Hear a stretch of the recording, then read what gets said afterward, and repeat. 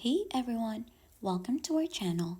In today's video, we'll learn how to increase Telegram download speed updated easy guide. For us to be able to begin, just head onto your Telegram app and log in onto your account. Once you're already logged in, just click onto settings here onto the bottom part of the screen. Right after, once you're already onto the settings of your Telegram app, you'll just need to go ahead and find in data and storage. Once you find that, you'll have to click onto it, and then right after, we need to go to network usage. So you could see that one here onto the upper part, click onto it, and there you should be able to find in all, mobile, and Wi-Fi. So we're going to start in mobile in here. Click onto mobile and you'll just need to go ahead and scroll down and you should be able to find in auto download settings.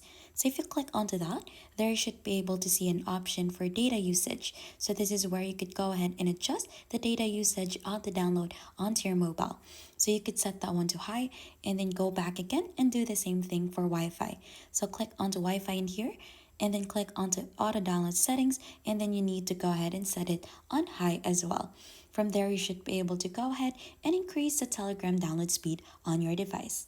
And that is basically it on how to increase Telegram download speed updated and easy guide.